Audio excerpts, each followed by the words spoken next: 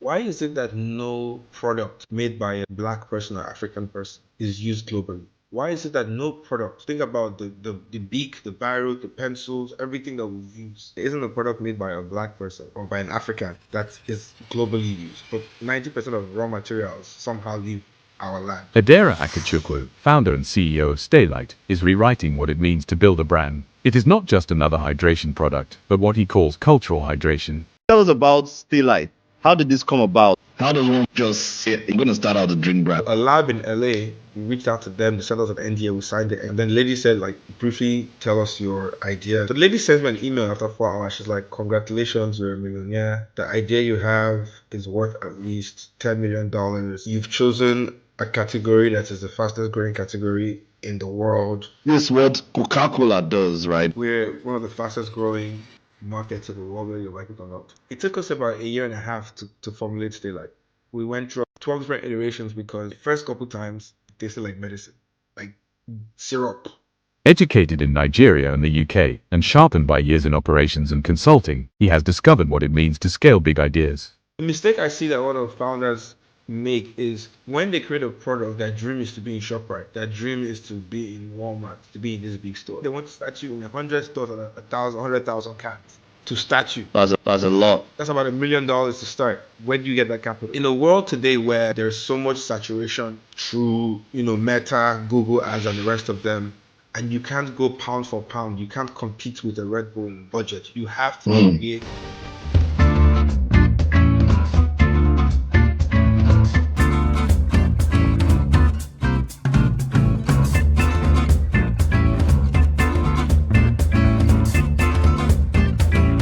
So thank you guys for joining us on this episode. One of the things that we try to do with Venture Valley is curate for you the best conversations with the best people that we are intrigued by.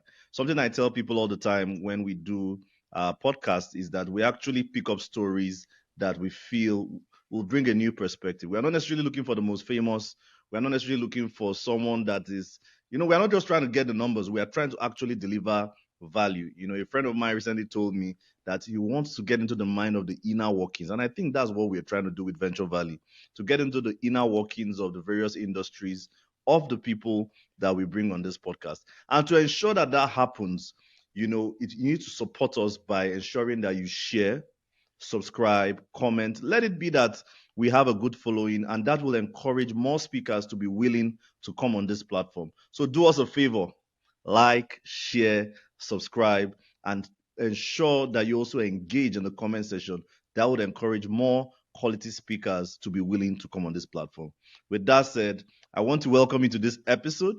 In this episode, I will be having an entrepreneur, someone who has transitioned across various, I would like to say he's a shapeshifter, because he's someone that has changed shapes in different forms, and he sees no boundaries. He's someone who has lived in Nigeria, building in America, being a professional within typical entrepreneurial ranks, and then also taking it to even starting a business. I will dive around his journey, how he has battled personal challenges, how he has been able to thrive in spite of those challenges, how he also is building something that I feel is really, really unique, and really different. And also what his vision is for Africa, going forward. So it's going to be an interesting conversation. Join me in this episode with Odera McFoy-Akachukwu. Odera, you're welcome to Venture Valley. Thank you for having us today in your industry and in your space. It's super amazing to be here. It's actually surreal. I remember running into you, I think it was 2 years ago in Abuja at Yeah, an event with we said we were going to do this. with the Yeah, it first was 2 years Macfoy, ago. with Yeah, the first Macfoy on the platform. Just super yeah, amazing to meet you, and I think it's yeah. timely. It's timely. Since 2023, I think a lot has happened. So it's a Wow. good opportunity to share. Yeah, I mean, so like I mentioned when I was trying to research you on this episode, one of the things I spoke about was the fact that you are a shapeshifter. I think you've been able to metamorphose. I think one of the things I observed is that you have a very strong faith background, have a very strong family structure. I see the way you guys are connected. You also have a very strong love for the work that you do. So you tend to mix it all up, and then you have a very strong people, like I say, you are typically a hub, of that attracts a lot of people. So how you're able to balance all of that and the journey that has got you to where you are? Can you tell us a little bit about that? The long story is in the book, but the short story I'll try to share. I was born in Enugu in December of '89. Shortly, I, in a space of 5 years, went to three primary schools. Mm, And then I transitioned to Abuja, where you and I had a brief stint as well in high school. yeah. And I went to five high schools. Hmm. I joked that I went to a federal government college, FGC. I went to an all boys Catholic school, CKC. I went to a school for the elite where we had like the one percenters called Capital Science. I went to another Christian like school, Stella Maris. And then I moved to Lagos where I finished at Trinity, which is also like a Christian school, but had some of the smartest people I've had the privilege to meet. My dad, honestly, the first three times, on purpose, made sure I went to different schools in different cities. His thinking was life is a melting pot, and your ability to transition and go to, like live in different walks of lives will give you the skill sets to give you the real skill sets you need in the future. So for him, going to federal government college was very instinctive. In primary school, I went to Air Force Primary School, military school as well. So if you think about it from a scale of all the different environments or the different spaces of people you would meet in different walks of life, I had an opportunity to not just be there. They say you can go through school can pass through you. I had the opportunity to go through those schools and have those schools pass through me. That's one dimension of what it was. In terms of being sociable, I found out in my latter years, in my 20s after university, why that happened. Growing up, going through nursery school, primary school, secondary school, I always had private teachers, extra teachers. That was something that I thought because I just was not smart enough for something. So in school, when we would have exams and at the end of the day, they would always leave this review was it needs to put in more effort. And as a kid, you want to be seen. As a kid, you want to be part of the conversation. I was not athletic at the time. I was chubby, so I couldn't play sports. I did home economics. So the only way I could fit in was to be the funny guy. The only way I could fit in was to, be the story guy, to be the rapper guy, to be the guy to bring the new music, to bring the new arts, to bring the new things. And that was a means of coping at the time or a means of surviving, but not knowing those were the actual skill sets that you would need post classroom to survive in the real world. So that's like a very short kind of like boxy worldview. So, whereas most people have one experience, 6 years, 5 years of doing the same thing, I had multiple opportunities to be the new guy in a new school. Every time you would change school, you'd be the new person. When you're the new person, you have to make new friends. But I was smart enough to realize and to take stock and say, what went wrong in the old school? What were some of the things I did wrongly? Did I disrespect the senior? What was basically being able to review the year, review the past and then make those changes and apply them in the future. So as I transitioned from school to school, year to year, it just got better. But not because of it was easy, but because I learned from my mistakes and I learned from opportunities. So, but how do you think? Navigating those different environments, those changes, during your years while in school, and even while going through life, what do you think it built in you in terms of the way you've journeyed through now? One thing it's allowed me to do is, I think a short form is when I moved to the US and I moved from England. So I lived in England as well. I went to school in England for my master's, and I moved to America and I lived in Houston. When it was time to start working in Houston, I started working in Houston to transition. I would have loved to stay in Houston because Houston has a huge Nigerian community, huge Nigerian population. But the job market is a bit more saturated because there are more people than there are jobs. I had the opportunity to move to California, to the Bay Area, which is super expensive, super expensive to be in. But because I was used to moving, it was easier for me to make that move. And when I moved to California, one of the mentors I had at the time said to me, look, in order to grow in the industry or in industries, you must be willing to You must be open to relocation, what they call it. Open to relocation. So open to relocation means you must be willing to take the jobs in the places people don't want to go to. And that's also how you get the promotion. So that simple word of advice, right, was already something that in my life, having to be in new environments all the time, it made sense. So every 2-3 years, right, I would not just do all the things necessary to get a promotion at work, but I would be willing to say, yeah, I would go to this city and take this open job rec that no one wants to take. And then they would pay me more to go there to do that. So in my life, those challenges of being the new kid, being able to move, being able to pack in less than 48 hours and move on, and then my faith as well, being Christian and understanding that life by itself isn't guaranteed. It's promised. It's day by day. There was an incident that happened that we could go into it if you want later on in high school, where we lost 8 of our classmates in a drowning incident, and we were like 13 years in Capital Science. Seeing at age 13, 14, your friends just drown and pass when 4 hours prior you were planning about partying and having a good life.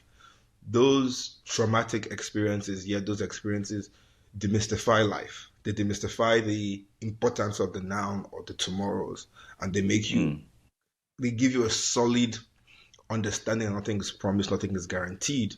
And if you want something, you have to, in the now, and focus on the future, and obviously the scriptures as well, which is the bedrock of everything I do.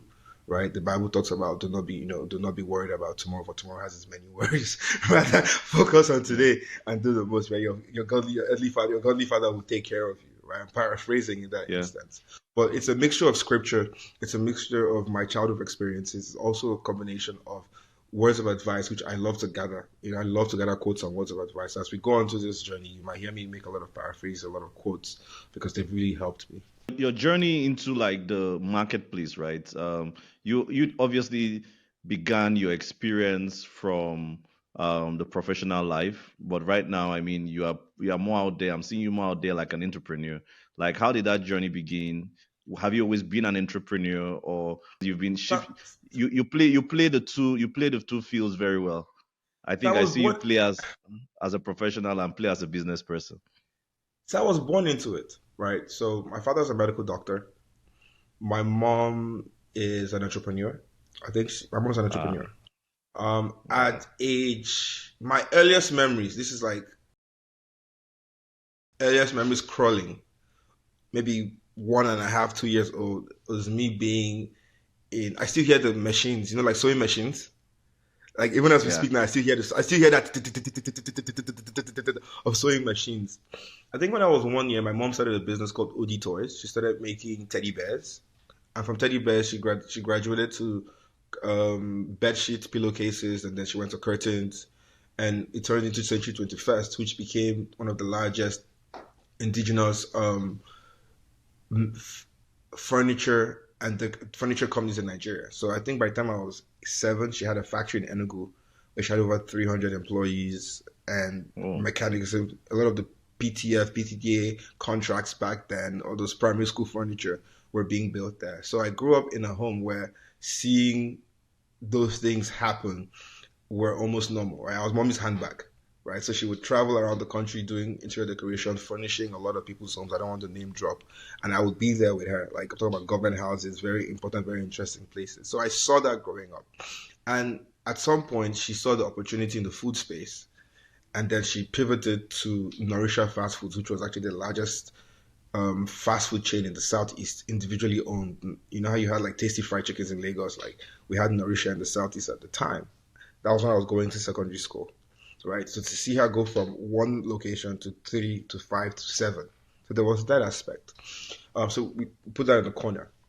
Going into high school, again, part of what I said about fitting in was about being able to fit in, and fitting in sometimes being a funny guy. Being a funny guy, but as you get into senior secondary school, it's now about who can buy snacks at the talk shop. Right, it's now about your ability to have one extra Indomie or 2 extra cornflakes, and that then had to do with battering. So then I had some allergies growing up, so I didn't eat chicken, for example. I was allergic to chicken growing up. So in schools where there would be chicken, I would make deals where I would give you my chicken, and you'd give me all your fruits or you'd help me do X, Y, Z. So I started batching because then there was no physical cash. So that was intro into transactions. By the time we got into Commonwealth University, our first year, I had a few friends of mine and we started a clothing line called Switch. I don't know if you knew Switch in school. I knew it. Yeah, so I was one of the founders of Switch. There was an interesting lesson there with Switch. But Switch was born from a place where we liked Ralph Lauren polos. We liked the Ralph Lauren polos. And they were almost non-existent at the time, but they were super expensive. And so I think there was Knack. Knack was a very big brand up and coming at that time, but price point, we were priced out of Knack. So that became an opportunity for us. So we started Switch. And then Switch was supposed to be a polo brand. And then as we grew, we had differences in founder differences. So people wanted to make suits, wanted to make different apparels, and that was that story. On graduating from Covenant University, I finished with a 2.2. Yes, I finished with a 2.2. Like 2.7 by GPA. And so I knew I was unemployable. I finished with a 2.7. And how I knew I was unemployable was, funny story. Before NYS in Lagos, I went somewhere. I can't remember where I went to. I met this guy who was a senior manager, I think, at Deloitte. And he liked me. He was like, "You're charismatic. You're this, you're that. We have jobs open. Go to the portal, apply, give me your rec number, and I'll see what I can do for you." I go and I'm doing the application. And when it goes to like degree, you click there, first class, 2-1, and it stops there. There's nothing for 2-2. And there was not, and that was a defining moment. I remember that was a defining moment for me. There was nothing for 2-2. So I just closed the laptop and I was like, well, nobody's going to hire me, so I might as well create something. And all I knew at the time was clothing. But at the time with clothing, I was on the sales side of the brand, of Switch. I wasn't on the manufacturing side. And some of the lessons I had learned was, if you're in a business, you need to understand from procure to pay. You need to understand the entire value chain of the business. You can't just be on one side and say you're an owner, right? So as an owner of a business, you must be an SME, yes, a subject matter expert, but you have a general organized understanding of the entire value chain. So I called my dad and I said, look, I'm in Lagos. I want to start a clothing line again. He said, what did you learn from your past business? And I told him. He said, okay. He called my mom, who still had contacts in the industry. So they sent me to Aba. I spent a week in Aba in Ariara. And I spent time with them learning how to select fabric, learning how to cut, learning how to stitch, learning how to sew. And at the end, my dad gave me 175,000 then as a loan. And I bought a bunch of polo fabrics, which I then shipped to Lagos to go start my business. So I started business, making polos, we're selling. And then an opportunity came, which was jerseys, like American football jerseys. And someone said, hey, do you know how to make jerseys? I was like, yes, that we need it for our graduation party. I was like, yeah, I can do it. How much? I said 7,000. It cost me about 1,700 to make each jersey. So you look at the numbers there, and they came out really good. And you know how things work. They graduated, people liked it, they took pictures, more demand came, and then that became the business, making jerseys. So we ended up making jerseys for people like Aristocrat Records, Burner, and the rest of them back in then, a bunch of other notable people. Long story short, when it was time to go to England, that's how I paid for my college, making in the clothing space. You were able to pay for your college. I paid 25,000. I paid 25,000 pounds in 2014 to go to Europe. A dollar then was 175. I think. From your money, not your parents' money. Real talk. Yeah, I did. So the PDP convention, National Convention 2013, and please, you guys can fact check the dates. I did over 1,300 jerseys and polo shirts for them. With that markup price, or even more. And dollar was 150 or 175. I think dollar was like 150 or 300 then. Yeah, that period. Yeah, that was what year? 13, 14 going on 15, 13, 14. Yes, 14, 15, yeah, during the election period, yeah. Nigeria was amazing back then. Just sidebar. Yeah, actually. Yeah, sidebar. Nigeria was amazing. That was the boom days. That was the boom days of this decade, yeah. Nigeria was amazing back then. So, and I know you asked the question. So I moved to the US. From school, I got a job. I transitioned to America.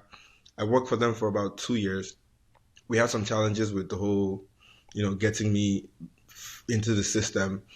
And then I had to, I got my work permits through another company. I had to move to San Francisco. But before this, there was a period when I couldn't work. And that period when I couldn't work, I started thinking again to myself, I can't work now. I have bills to pay. What can I do? And in uni in England, I had learned from my mom how to make chicken because well done. It was not like that. Food was expensive in England. So I learned how to make chicken. I learned how to make rice. I learned how to make a few things. And I saw a trend. I was living with my cousin in Houston, who was a fitness trainer, and there was a trend. And the trend there was a lot of people would come. They would work out with him. He would train them for 1 hour, 2 hours. And I'm like, okay, what if I made healthy meals or clean meals, clean, healthy Nigerian meals for them? And my cousin was like, can you? I was like, we'll figure it out. And we'll start the business, we'll do 50-50. You stay on the front of the business, I'll stay man the kitchen, do the back. And that's how OM Kitchen was born. So I started a meal prep company making healthy foods for Nigerians. It started with 2 close clients, 10 clients, 50 clients. We scaled to the point where we couldn't use the kitchen in the house again. We had to go use an external kitchen. And then I think I got to a point where I got saturated because it was like 70 orders a week. I couldn't do it myself. I was limited in my understanding of the market. And so that business died down. And so then I transitioned. I moved to the Bay Area. I joined Bloomingdale's. But when I moved to the Bay, I had the opportunity to either go work for Apple. This is interesting. To go work for Apple in operations logistics or retail Bloomingdale's, which is like a proper like fashion brand. But in 2008, my mom had asked, I sat down with my mom. My mom had said to me, she asked me a question. She said, I was just entering university at the time. She said, why is it that no product made by a black person or African person is used globally? I was like, I don't understand. She was like, no. She was like, son, why is it that no product, think about the beak, the barrel, the pencils, everything that we use, there isn't a product made by a black person or by an African that is globally used. But 90% of raw materials somehow leave our land. And the second thing she said to me was, why is it that most of our businesses, her included, couldn't scale or transition from one generation to the next?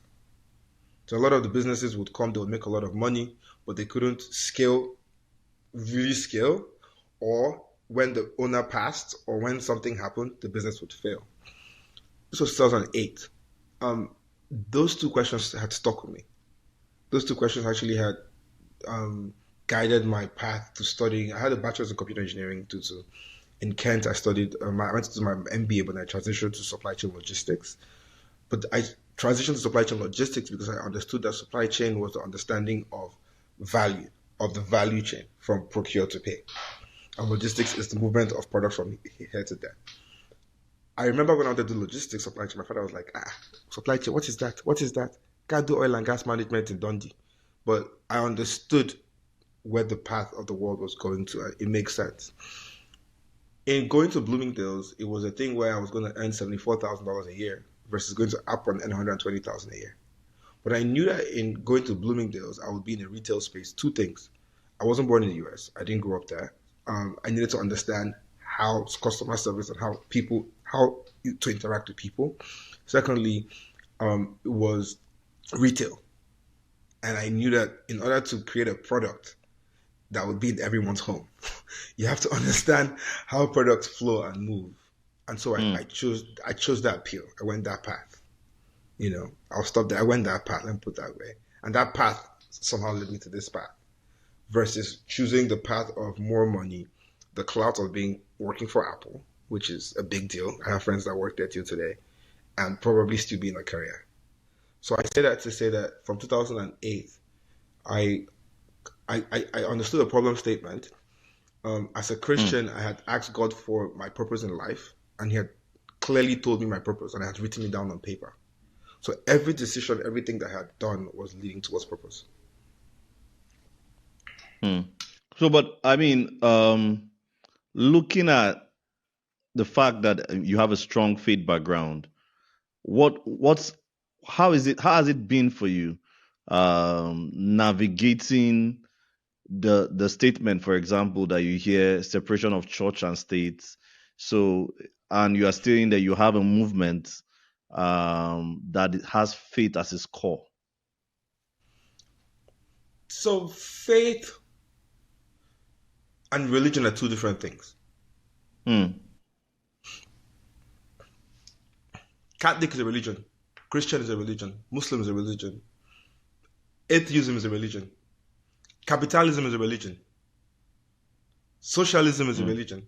These are all religions. Religions are man's way of interpreting purpose, or man's way of interpreting their Man's search for meaning, quote-unquote purpose in life. Faith, on the other hand, I believe, is going a step further of yielding yourself to the connector, to the creator.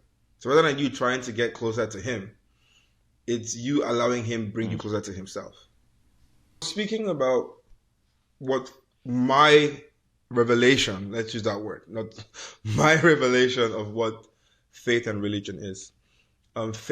Religion is man's interpretation of man's way of getting back to God.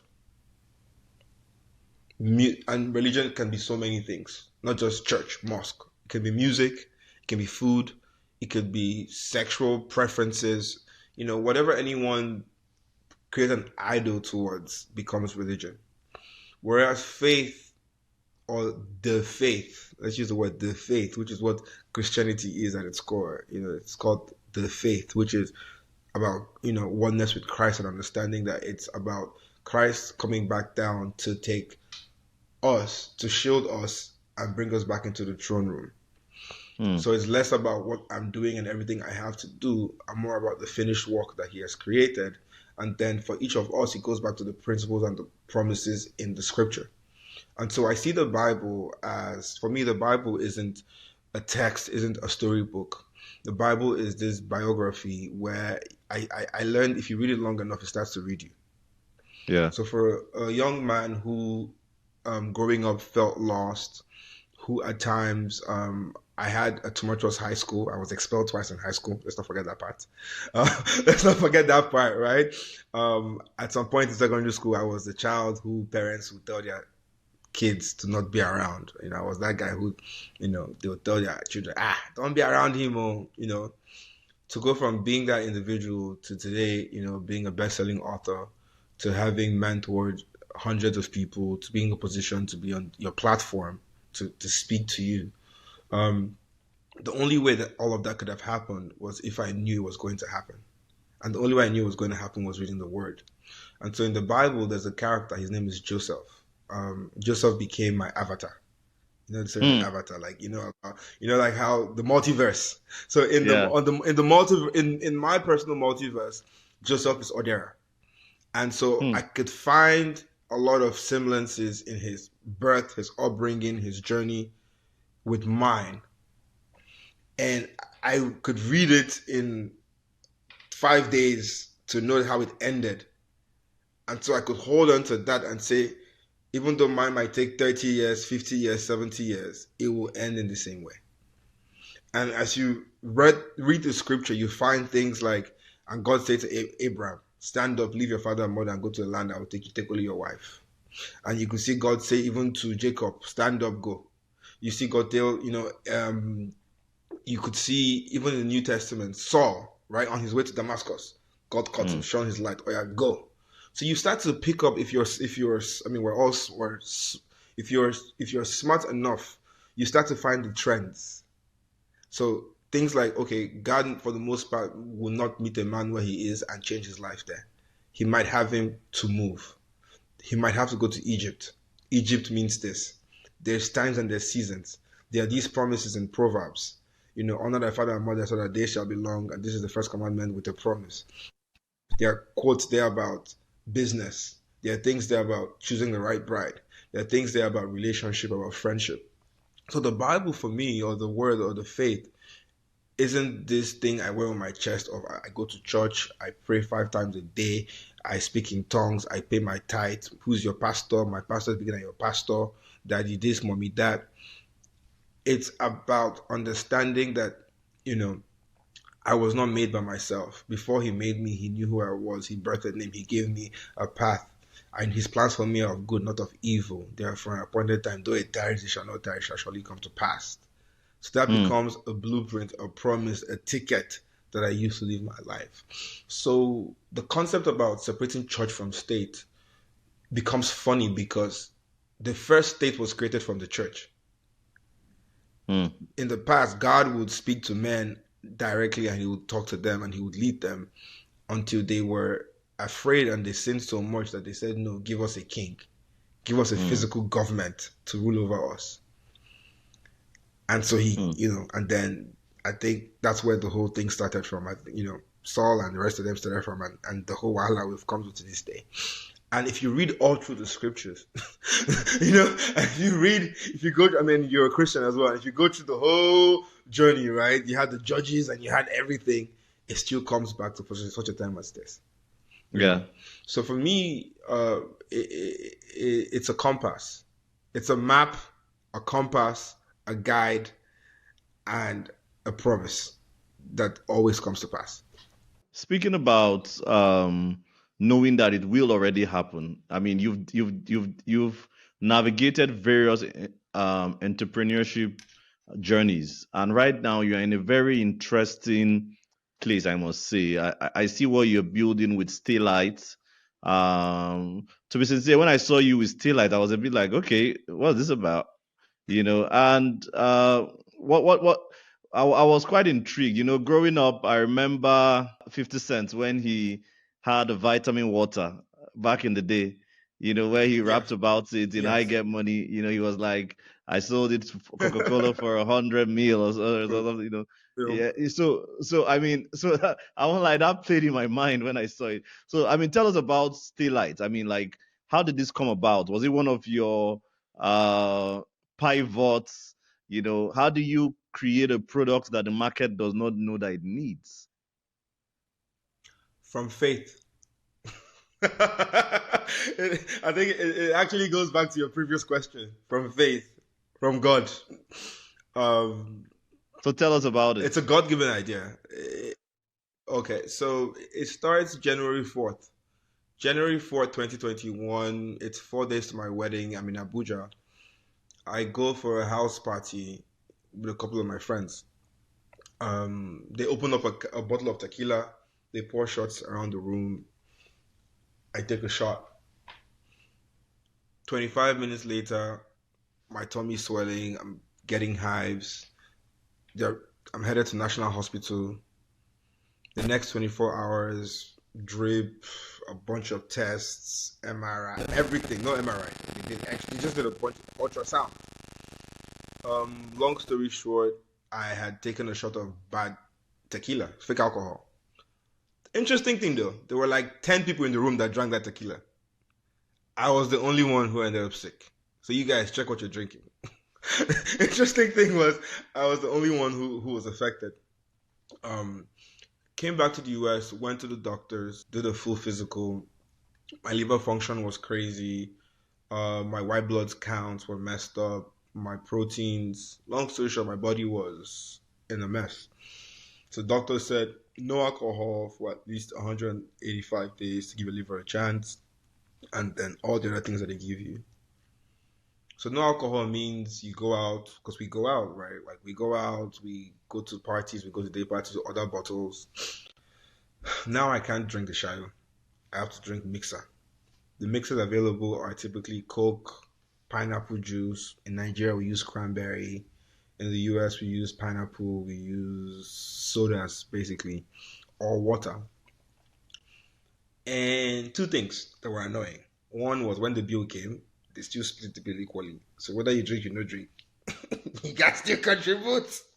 The second one was those were very boring options. I would have like 2 Red Bulls. After like 30 minutes, I would feel my heart like racing fast, and it would just feel like a lot. You would be drinking the pineapple juice, it just tasted too sugary and tasted funny in your mouth. Obviously, holding water and partying just looked very, Baba, go home. What are you doing here? Um, that was the second incident happened, I believe, sometime in March. In April, because I had always had a plan where I would work for 10 years and then I would go off and go be an entrepreneur. So the whole idea, my whole journey was leave Nigeria. I left Nigeria, I think 2014. Go spend 10 years understudy, unlearn, and then come back and fulfill my mom's question of how can you build a brand that scales? How can you build a business that scales? How can you, you know, basically industrialize? So that was my whole path. 2023 really was year 9 or year 9, year 8 into that journey. I had the opportunity. A friend of mine reached out to me. There was a nightclub which was trying to sell a minority stake. The three of us would syndicate. We would put in X amount of money. We would become minority owners. I was working full time at the time, and so for me, it felt like a decent opportunity where I wouldn't have to quit my job, but I could use that to kind of understand the industry and start making passive income and things like that. The deal was put together. Everything was set. The night before, I'm sleeping. My lovely wife comes, babe, babe. I'm like, what? She's like, I don't think you want to do this. We're Christians. It's not our faith. This is not how God wants to bless you. I'm like, okay. So I called them the next day, which was a Saturday, and I told them I was going to pull out. But I was sad. I was angry. It was a good deal. It made sense. The numbers were good. So on Sunday after church, we were driving back, and I'm really just driving. And I prayed the simplest prayer of my life. I said, God, give me an idea that works in that space, but transcends that space. The end. The next day is Monday. I'm in the other room before the shower, the small office that we all go to in the mornings. And I'm just sitting down, and I'm just like, just sitting down. And I had the craziest thought, vision, idea, imagination. What I saw was, we call them bottle girls or cocktail waitresses, holding what we call Pedialyte. Pedialyte is this electrolyte beverage, but it's what they give children. It's like a children's water drink.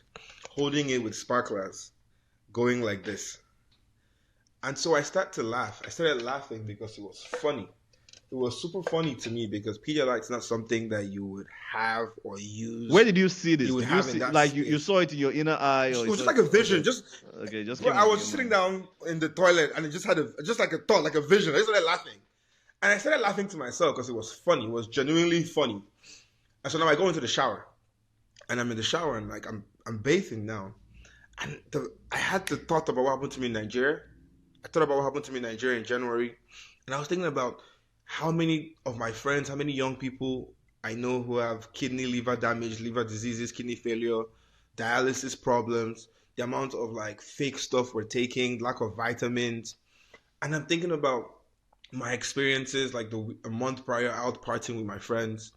And I'm like, well, electrolytes by themselves are something that here in the US, the electrolyte powders, they have the powder sachets. Yeah. They're something that people pour like into water and drink to help with hangover, right? So at the end of the night, when you were hungover and you didn't want to be sick the next morning, you would pour it inside.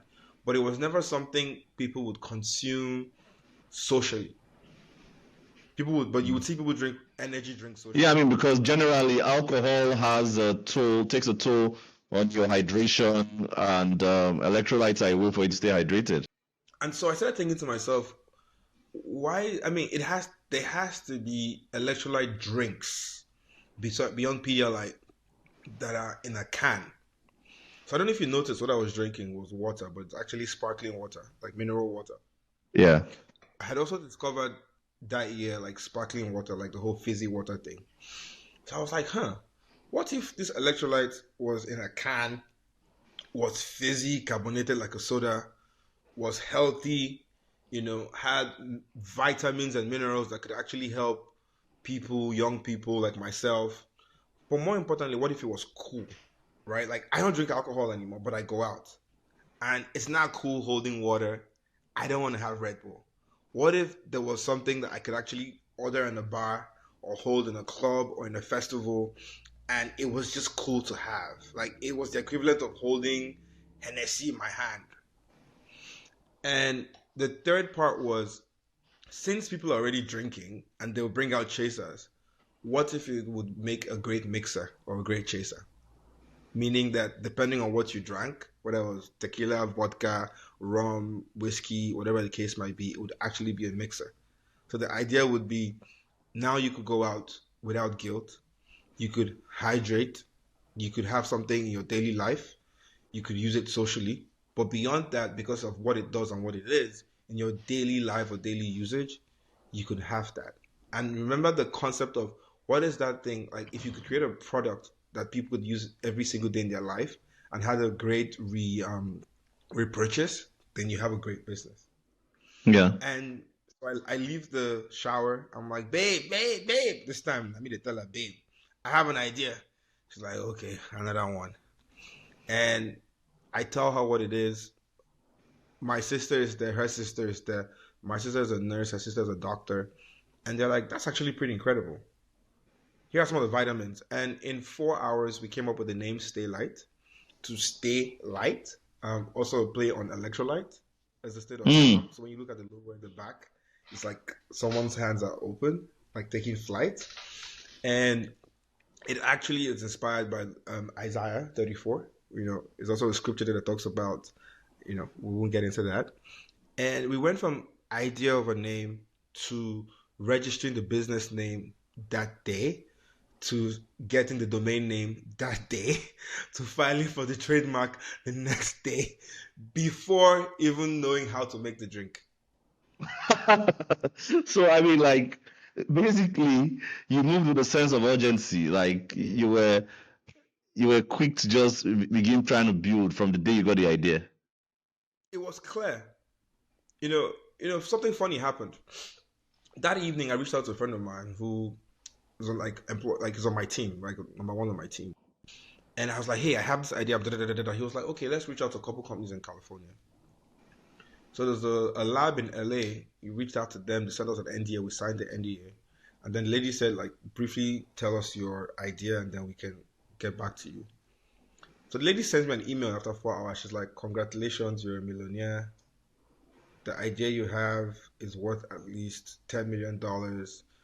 You've chosen a category that is the fastest growing category in the world. It's a white space. The question is, how well can you execute? If you can, congrats and good luck. I still have that email. Wow. I still have that email. And she called me and we had a conversation. I was like, madam, she was like, no, I'm not. Like, I'm being honest with you. We get tens of thousands of calls every year, every month. And not just the product, the positioning, the space. It's a white, what do you call it, a white glove area? What's that English word they use? Like a white, I want something like in a white space. Mm. It's a huge thing. So the industry I'm going into is $48 billion today. It has the fastest CAGR of 6.7%, estimated to hit 75 billion in 2035, in 10 years. So we're in the functional hydration space. I mean, you heard about a drink called Poppy in the US, which Pepsi bought for $2 billion sometime this year. That's Yeah. a probiotic soda. That's a probiotic soda. So probiotic soda means that it's still soda, less sugar, and they put things like apple cider vinegar to help you with your gut health and things like that. So if you think about it, people are drinking less alcohol. I mean, globally, the global alcohol sales decline is steep to the point Yeah. that people like Heineken them now make 0.0 beer. There's not like alcohol-less beer being sold. People care more about wellness, what they put in their bodies, and how they grow. So that's a growing space.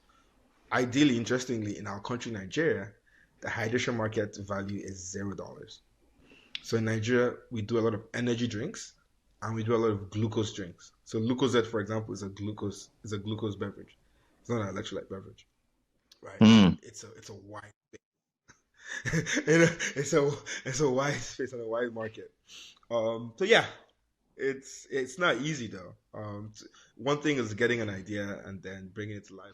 Yeah, I mean, so because that was the next thing I was gonna say, right? Like, how do you, I mean, it sounds great. You got a great validation upon trying to start executing, but how does one start out a drink brand? I mean, like, typical, this is what Coca-Cola does, right? Like, how does one just say, you know what, I'm going to start out a drink brand? Like, what's, because I mean, there are lots of I mean, the category is quite big, but then the challenge of the competition is also a lot, because then for me, I think it's not even a problem of formulation, is now a problem of distribution. And I think I see the uniqueness of the fact that you have a supply chain background. The moment I saw you were doing this product, what came to my mind is, okay, this guy has a supply chain background.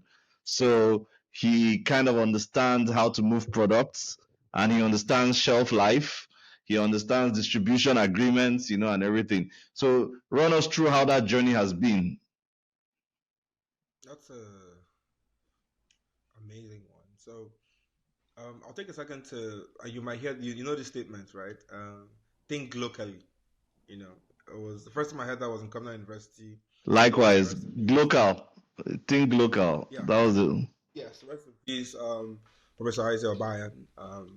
We were listening without knowing we were listening. I guess, or at least I was listening without knowing I was Yeah, I actually agree. listening. I was listening without knowing that I was listening. But that's a term that I've stuck with. And is this the global product that your mom spoke about? Yes, it is. So two things. Let's talk philosophy. Then we'll talk philosophy. Then we'll talk actual process. The concept of global, is thinking globally but acting locally, right? That's something that we both learned, or we both were students of in the framework of teaching, and that's Yeah. something that I've always liked the sound of, but never really understood what it meant until I started my own career. Um, there's a concept of localization, right? So localization is a term that we use in supply chain or in operations, where you say in creating a product or in creating a service, you must meet the you must meet the palette, the desire, the standards of the people you're making it for. So, for example, if you buy Fanta in Nigeria and you buy Fanta in the UK, you buy Fanta in the US, they look different, they taste different, but it's all Fanta. One could be choices of ingredients. In Nigeria, we use pure cane sugar. In the US, they use high fructose corn syrup. In the UK, they might not even use sugar at all, right? So different markets because of supply chain for the most part, and also because of behaviors of certain people. You have to uh, standardize that product for them. Keep that on the side. There's a term called walking backwards. So walking backwards, there's this amazing book called Walking Backwards. It's written by actually one of the guys who was a senior leader in. I gave out my copy. It's a great book. I Is should it have. Amazon? It's on Amazon. It's on Amazon. It's called Walking Backwards. So walking Okay. backwards is a philosophy that Jeff Bezos uses, where he says, in order to solve a problem, let's start from the end user. So it's not Hmm. about I have a problem. No, it start from what are we trying to solve for? What is the use case? And then from there you build it backwards, Yeah. right? Most times we start from the front and try to get to this way, right? But you start from here to come back here. I adopted that framework in building Staylight. So what do I do? I went from having an idea. I obviously did a validation business case to validate the idea. The next thing I had to do was to understand the formulation, the building the supply chain aspect of the business, securing your IP, crafting a go-to-market strategy, getting on the shelf, building skills for time. But before I did all of these things, I really had to say, what's the end goal? What is the Hmm. end? What is the timeline? I time boxed a decade, which is 10 years. That's one. I identified 5 other products in the same category in different 5 other products. By category I mean like beverage products in the last 3 to 5 years that have gone from 0 to 1. And then I studied the five of them. An interesting one is a company called Liquid Death. Have you Yeah, I seen know Liquid them Death? very well. Liquid Death. Yeah, It's great. Liquid Death is water in a can. Yeah. It's water in a can worth a couple $1 billion. What made you Liquid Death unique? What made them successful? Why Liquid Death? Why the timing? Why the product? Another one was a product called Happy Dad, which is like a seltzer, like a beer. Olipop, Poppy, we just talked about those, and a few other brands that don't come to mind quite instantly.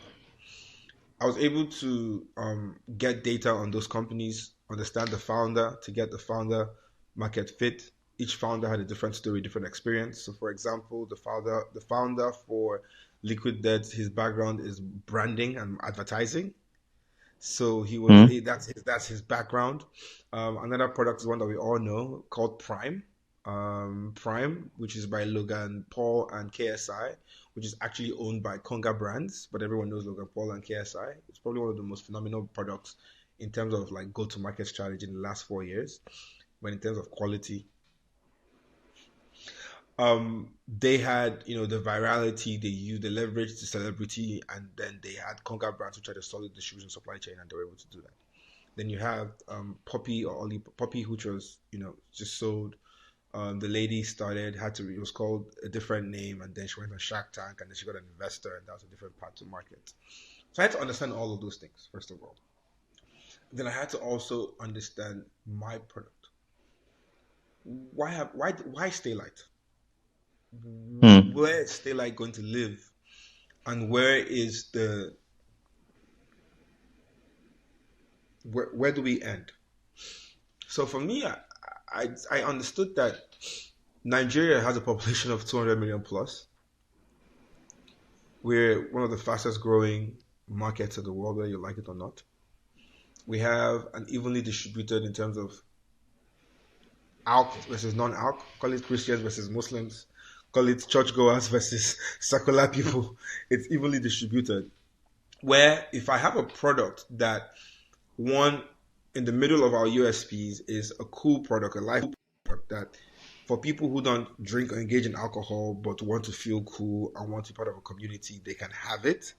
Two, for people who are drinkers, can also use it as a mixer chaser. Then the market size is on both sides, right? As long as you're going to a concert or a rave or even a church carnival, you need to drink something. There's a huge market there. And so I said to myself, in America, what are the biggest products? What are the biggest products in my space? Gatorade, Pedialyte, a few other lights, but many of those products are sports drinks. They're marketed as sports drinks. They're in plastic containers. They're not carbonated. They don't have the same formulation or the same idea behind us. So although electrolytes exist, they don't exist in the form that we've created them for, and they're not necessarily going for the same space we're going for. So who's in Mm. that space? Red Bull. If you go to the clubs, if you go to venues, events, Red Bull. Red Bull's an energy drink, right? Mm. So for me, I had to understand like that, and that was a very interesting space. So even though you're not, I didn't invent electrolytes; they exist. But I've taken the product that exists in one form, and then I'm bringing it to a different space. The challenge there now is you have to educate people because people see the scan, and the first thing that Mm. goes to their mind is energy drink. Because anything Yeah. that is in a can that is not a soda is an energy drink, right? So Okay. if anything that is in a can that is an energy drink, and you have people who love energy drinks or don't because of the caffeine. And if it's energy drinks, most people have chosen their favorite energy drink. They like Yeah. Red Bull, they like Monster, they like XYZ. So one barrier for us to entry beyond creating, formulating, having a good product is educating the customer on what it is, Mm. which is Mm. where the concept of your branding, right? For many of us going into the space, branding is logo. You pay for logo, you have font, you have ID cards, and then you have a brand, right? And but that's not what a brand is. Branding is the taste, the feel, the emotions, the Yeah. identity of a product. But I think beyond that, good branding is people finding themselves within your product. Hmm. I make this joke, but I really mean it. That the day I know I've blown is two things. I see someone with a Staylight tattoo on their body, or I'm driving past Lagos one day or in the east, and I see a Molue or a bus, and there's a Staylight logo drawn on the bus. That's the day I know that I've made it. It's not about the amount of zeros in my bank account. I need to see one or two of those things to know I've made it, because that's when people have then taken the product and made it theirs. They Hmm. found themselves in that. And in a world today where, to your point, there's so much saturation on the shelves, there's so much saturation in terms of ad spend through, Meta, Google ads, and the rest of them. And you can't go pound for pound. You can't compete with a Red Bull in a budget. You can't compete with a Coca-Cola with a budget. You have to Hmm. create. You have to create community. It has to be community based. It also has to be. It also has to speak to a specific people in a specific way. So our go-to-market strategy with Staylight is so unique that it's never been done before, and it's almost like we're not selling drinks, because if you go to sell drinks, there's only so many drinks you could sell. But if you go to build a community, if you go to Hmm. build a lifestyle, if you go to build a culture, almost like a religion Hmm. or a cult. People hate using those words, right? Those are words that we don't like hearing. Then you have them for life. Hmm. you know, and we could walk through and talk through the different steps. So on the paper, it's simple. You come up with an idea, you validate that idea, you validate your idea. The next thing you want to talk about is formulation. Formulation is quite unique, can be very expensive. On average, you're spending anything between $20,000 to $70,000 in the process of formulation Whoosh. per SKU. Oh, per SKU. Make a drink water drop cup. And how many SKUs do you have currently? I think I'm looking at the various We colors. launched. Can you We count them launched. for me? We launched Sweet Food. We launched. Have the mango. We have the mango pineapple, which we call the tropical zest. We have the OG, which is the original, and we have the lemon lime. So the lemon lime is our version of a soda water, or is our version of a soda water, or like a Sprite. It's Hmm. amazing. That's what you see me drinking right here. It's refreshing. It's amazing. But again, there's like, and I guess that's where the concept of faith and battering comes. I didn't say I spent 100,000 in developing mine, but that's how much the invoices were. Okay. The first three invoices I got were for about 100 grand, and we did it with less than half of that. Okay.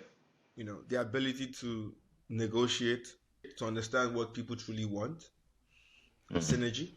I had reached out to a number of, like, the lady I told you about, very big, well-known brand company in the US. They've probably built some of the biggest brands that we know, and I was being priced out in terms of how much I could spend to bring my idea to life.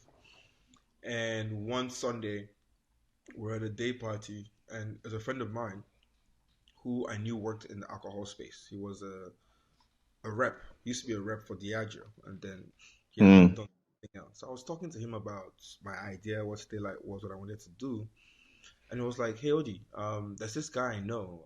We used to work Hmm. together doing reps, and he's moved to this company that does alcohol flavoring. I'll connect you with him." It took Hmm. about 2 weeks. I finally got on the phone with my guy. I won't say their names. Amazing people. And I had the conversation. The whitest, like, this is like the most known, as the most unassuming individual you ever meet. And we had a conversation for 5 minutes. I told him my story of toilet idea, thought. And he started laughing. And he was like, "You know what, Odie? Odera, Odie? I like you. I like this idea. How about this? Let's do a deal. Pay us nothing up front. Pay us nothing up front. We will start working on your flavors. By the time you're ready, pay us X amount of money. And then for the next 2 years, as you grow, you pay us the difference. Just promise us for the first 2 years, you use us for your flavors. Yeah. Yeah. And that was a beautiful experience because the industry is very gate kept. It's old boys club. The one thing you would find in the industry here is not very friendly to people that look like me and you. In terms of policies, in terms of the people who are there, they've been there for decades. It's my father, my grandfather ran the business. Yeah, I mean they have like families and all. They're not very nice. They're not very friendly. But having worked with them in developing my flavors was pretty much like an MBA program in the industry because I would jump on a call with the chemist, the lab. We would talk about, okay, oh yeah, before I missed that. So because I was trying to create a beverage that was healthy, the first USP was Staylight is healthy. I went and saw a dietitian and a physician. So I sat down with a dietitian and a physician and I told them, hey, I want a drink that helps with hangover. I want a drink that helps people with basic nutrients. And what are some of the things that would deplete, drinking and also like high stress for young people? They mentioned vitamin C, vitamin D, vitamin E, all your B vitamins, thiamine, in what proportion, right? Then in terms of flavors and ingredients, what are some of the healthiest things that could help people be good? They talked about ginger, they talked about garlic, they talked about cucumber. And so these are all very interesting ingredients that you typically would not imagine would be inside something like this. Because they would taste funny, right? It took us about a year and a half to formulate Staylight. We went through 12 different iterations. 12 different iterations because the first couple times it tasted like medicine, like syrup, like multivitamin syrup, right? Because of all the nutrients and the things we wanted the drink to have. We wanted to create a daily beverage that was used and loved and enjoyed by people. And as we iterated, as we went and we learned, we started learning about, I started learning about vitamins. I started learning things about caloric deficits, about sugars, about some of the sneaky and dirty things they do in the industry. Let me ask you a question. What do you think is the first thing? What do you think is the first thing people look at when they pick up a can or a product and they look at the labels? What do you think are some of the things that people look at first? Sugar. Sugar level, right? You're right. What's the second one? Uh, Tell me. Calories, yeah, yeah. And so this is where advertising and marketing plays a play. How many grams of sugar do you think we have in Maltina? 8. About 36 grams of sugar in a can of malt, in a bottle of malt. That's funny. So if you look at a lot of drinks, So how many grams do you have in Coke? Coke is about 30. That's a great question. Coke is about 30 something plus. No, it's not about sugar. Sugar, there's sucrose, there's high fructose corn syrup. Shit. So you really shouldn't worry about sugar. So these are some of the things that this is where the whole marketing comes to play. At some point fat was bad, right? They tell you don't eat fat, fat is bad for you. No, your body you need fat. Fat is good for your body. Healthy fats are good for you. Sugar, for example. Sugar occurs in fruits, right? So you eat pineapple, fruit, mango, Fructose, yeah. Sugarcane is sugar. Those are naturally occurring sugars that your body can digest and break. The whole idea about consumption of food is this. You eat input, your body processes and digests, and you poop it out or you sweat it out. The challenge is, which is what you call a healthy, balanced diet. The problem is when you put things that are not natural in your body. Your body has Hmm. no way of processing them and excreting them. So those things become toxins, and then it forces your white blood cells and your body to do what it needs to do. So you find that a lot of these beverages that are zero sugar or foods that are low sugar or false Hmm. meats, but they still taste good. So what they do is they don't use natural sugars. They use artificial sugars or artificial things called, we just mentioned some of them. I can't name it. High fructose corn syrup, sucralose, XYZ, all those things. And so legally speaking, when labeling, if you're not using natural sugar, you don't have to say how many grams of sugar. Yes. If you're not using natural sugar, you don't have to state how many grams of sugar. And if you don't state how many grams of sugar, you cannot add it to your calorie count. So you, for example, you go grab 2 drinks now, you look at the back, 80 calories, 25 calories, zero sugar, 10 grams of sugar, high sugar. No, I don't want high sugar. I drink this one, I drink this one. You're better off drinking. You see the thing now? So that's what they do to us. So what is Staylight? What is Staylight doing differently? So what we did differently was we don't hide anything. Now, if you look at our cans, you can't really see them. We list every single thing in the can. Each can has 425 milligrams of full spectrum electrolytes. So magnesium, potassium, sodium, everything is inside the can. There's maybe one other drink in the world or electrolyte drink in the world that has every kind of electrolyte. Most pick one for the reasons I just talked about, balancing and what you recall. High in vitamin C, vitamin E, D, and your B vitamins. No artificial sweeteners or flavors. Vegan friendly, non-GMO. And in the back, we have a total of 8 grams of sugar. 7 of it is added sugar, which comes from pure cane. And then we use something called monk fruit. So monk fruit is a naturally occurring sweetener that comes in nature. So everything inside of here is like natural. It's all natural and it's clean. Some beverages, other beverages, and then it's 45 calories. You could grab a Coke Zero or something, I'll tell you 0 calories. And then when you read the ingredient list, there's like 20 things there that you don't know what they mean because it's not natural. Like it's a bunch of like scientific words and languages that they use to confuse us. So we have what we call a clean label. We keep a clean label. Now the downside to that is our costs from cost per can is a bit higher.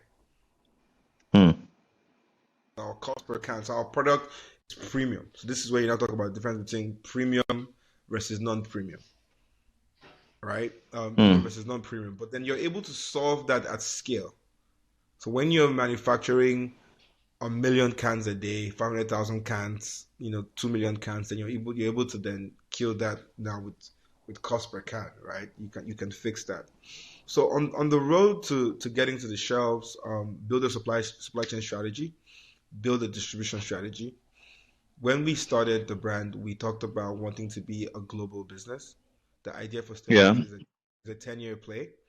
By year 10, we have 3 strategies. One, be acquired. So actually, I'm building this business to be ready for acquisition. Okay. That Coca-Cola, Pepsi, or any of the big boys knock on the door with the right amounts. It's been nice. Number 2 would probably be to IPO. Okay. IPO. And then number 3 is when we're in a position where we're like, you know what, let's leave this for our grandkids, our great grandchildren. Right, legacy. It's important to have those 2 in mind because to build and scale at the capacity we want to, you need capital. And the kind of capital you need isn't just debt, right? You need a mixture of debt and you need an equity. Equity on both sides. There have been people who have come to me and told me, no, right? I'll give you simple math. This is simple. Yeah. To build $1 billion business in my industry, you want to sell 7 cans per day per store. You start with 100 stores. You go to 200 stores. You want to be in 150,000 stores doing 7 cans per day per store. And that puts you at $100 million revenue. And to do $100 million revenue, you need to raise $50 million. So you need to raise $50 million to support $100 million in revenue. And once you do that, you're a unicorn. You're a $1 billion business. So Okay, so yeah. so looking at your numbers, right? How has it been entering the market? What are the numbers saying, and what are the aspirations? Did you have to raise money, or has everything been self-funded? So great question. So to today, it's till last week, it's been self-funded and family, like not friends, like actual family. We've put in close to $250,000, so shy of about $250,000 in the business so far. Had to liquidate pretty much, in, things like 401k and retirement, right? So this is betting into that. We're currently gearing up to go do our friends and family seed round, which actually starts on Monday. So depending on when this comes out, but starting, we're the first week of August. Okay.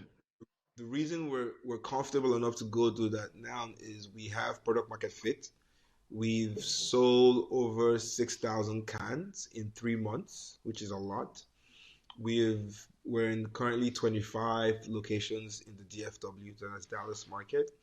We've proofed the product. We now understand who our customer is, because that's a very important thing. You can't sell to everybody. You can't reach out to everyone. Where our customers are and how we want to get to our customers. We've lined up our plan. Like I told you, it's a 10-year roadmap, but then I call it's in 4 phases: phase 1, phase 2, phase 3, phase 4. Phase 1 was, pre-phase was 2023, from ideation to the end of 2024. Phase 1 started in February of this year and ends in December of 2026. In phase 1, our goal is a regional focus. So we're focused in Texas. Texas is like Lagos, a huge market. And then in the fall of 26, we're coming to Nigeria, to Lagos. Oh, really? Yes, we're coming to Lagos. And then, so 25, 26 is Texas and Lagos. Those are like our primary spaces. Now, we exist in different marketplaces. D2C, so what we call e-commerce, direct to consumer, online, where regardless of where you are in America today, you can go online, Staylight.com, click, we'll ship it out to you, 2 to 3, 4 days, you get your package. With that, it's a different beast, right? It has its own complexities. Your cost per can is a bit higher. Your cost per acquisition is a bit more. You're thinking about ad spend, dollar spend, logistics, and all of those things. And then the next layer of our go-to-market is what we call B2B, so business to businesses. So a B2B for me is a venue. So it could be an event center, it could be a nightclub, it could be a gym, it could be a recreational space. So spaces where, people typically come and have fun and then can engage with the beverage. The next layer for us is convenience stores, or we call them sub-retails. So convenience stores are, I don't know, what's an example of a convenience store in Nigeria now? Supermarkets. Supermarkets, convenience stores, because retail is supermarkets, right? It's like Okay, so I mean, you can call them neighborhood centers. I mean, like, actually, you're right. I don't know. Neighborhood stores. Yeah. Those. So convenience for us is Aboki. A convenience store, if you really think about it, is Mama Nkechi that has a bacha at the corner of the street and is selling, or a neighborhood market owned by one person, like individual people. And then the next layer is retail, right? So you're talking about the Walmarts of this world, the really big, the ShopRites in Nigeria, and the big scales. Those are the 4 entry point, the 4 marketplaces that we intend to be. So we'll be setting up like a factory in Nigeria? In Nigeria, we intend to start up by going with a co-man, so using a third party initially in bottling. We would probably have our own factory for distribution, our own distribution hub to start with, and as we scale, depending on how those relationships go, we can decide to invest in our own bottling locally, or we can go with them. But internationally here in the US, we're just going third party. We're going third party because I mean, you know, the more you can offset, the less you have to deal with logistically, the better for you. You know. Okay. Uh, Hmm. I mean, but so this is how many months in now, in terms of when you started selling? our first can was purchased in the middle of February. I think even that by itself it's funny because the drinks were made at the end of December. We were supposed to Okay. launch as a online e-commerce business first. This is where interesting conversations come to play. We had trusted a company in Pakistan to help build up our website, so like offshoring, and it was a terrible experience. Let's put it that way. And then we then went with a different company in India, and it was a similar experience. So money lost. So we went from 7 days to 2 weeks to 2 months of just lost time Hmm. because plan was to launch online. So we had products sitting down in a warehouse where we were paying $750 every month just to have it sit down there. So we're just burning. Hmm. And that was when I said, F it. I'm just going to, start selling. So what we did was we went to the warehouse, took 5 pallets, brought them to my garage, just started using social media, like personal social media, posting on my Instagram page. Staylight is out. Who wants to buy? If you buy Staylight, I will deliver.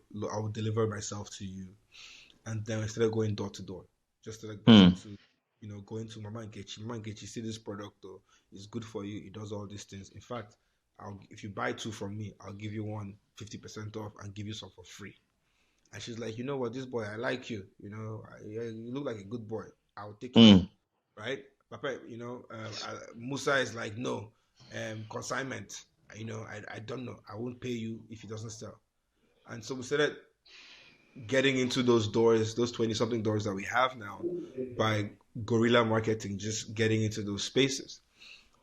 Although and what that did for us was it allowed us one to understand, first of all, the people really like the product, right? It's one thing if you've made something that to you is good, you've created all of these things, but people like it.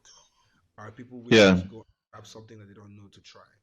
And then are they willing to come back to try again? Are they willing to buy again? I would have assumed that because you're in America, where they have a very, very robust logistics system and everything, you should just typically just find people that will help you distribute in stores automatically, and then you start making your money the next day. No, it does not work like that. It does not even the system is designed for you not to do this, Hmm. right? The system is designed for you to get a job, work your job, pay your taxes, get your 401k. What am I saying? Take financing, for example. A funny story, and I know you asked about distribution. I'll answer that question. Yeah. About 3 months ago, we needed financing. We need financing, right? We need financing. I had reached out to this VP at a bank who, via LinkedIn, we had known each other for a while, and I told her what I was doing, and she was like, "Yeah, come around. I'll have a meeting with you, and we'll see what we can do."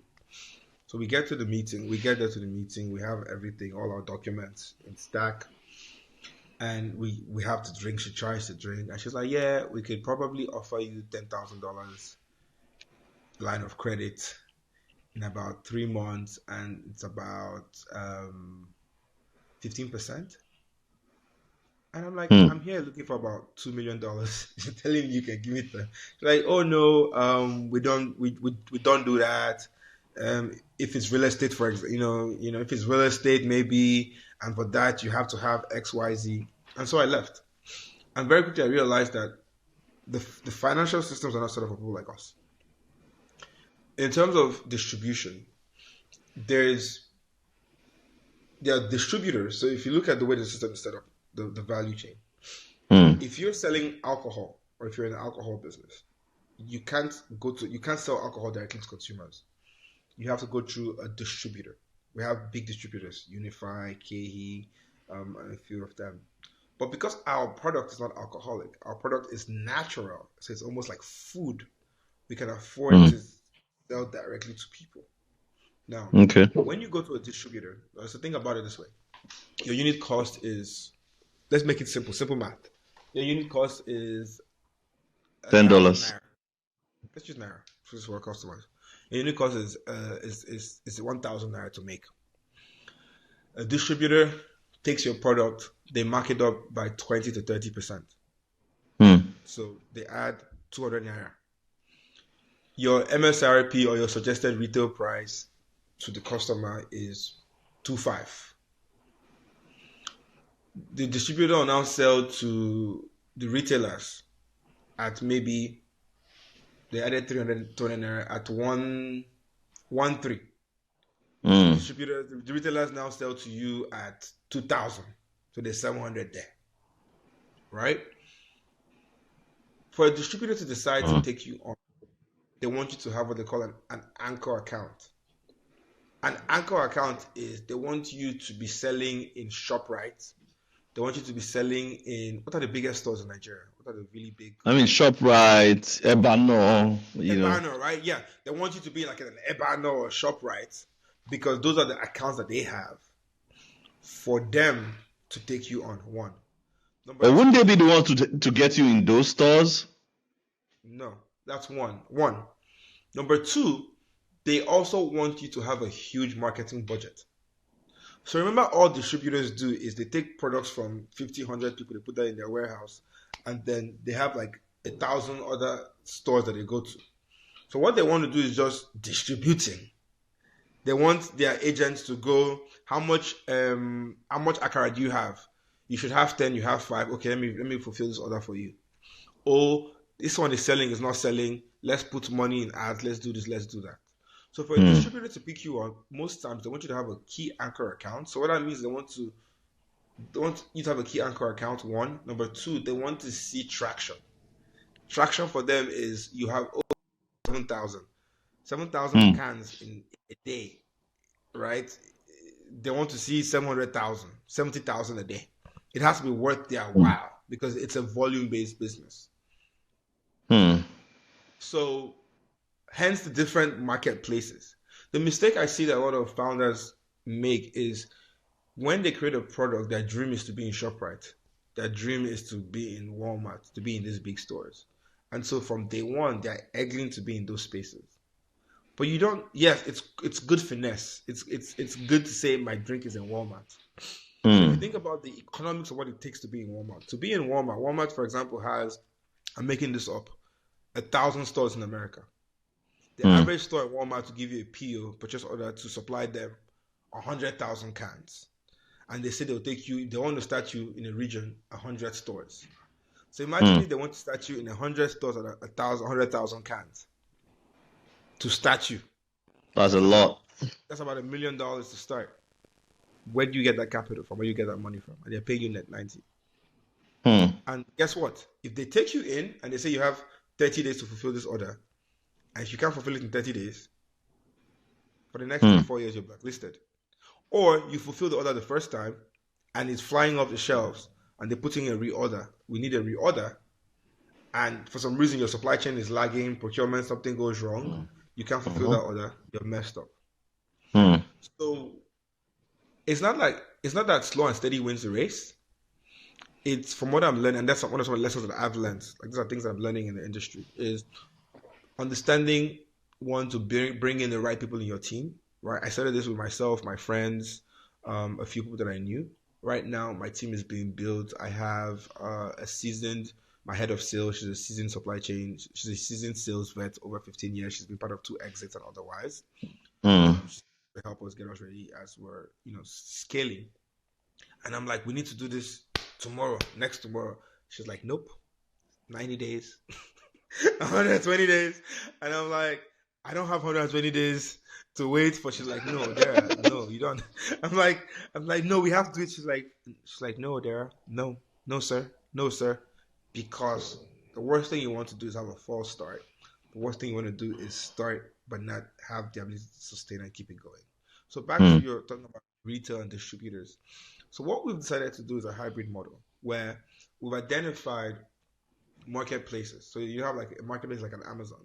There are specific marketplaces now in the US that sell to specialty stores. They take a higher, rather than 10-20% markup, they might mark up by 40%. But then Hmm. what they take your product and they give you visibility, because what a distributor does for you is to give you visibility to more stores, Hmm. right? So they will give visibility to those specialty stores. So Okay. we're plugging in, so as we speak right now, we're plugging into two or three of those marketplaces, which should give us visibility to those stores.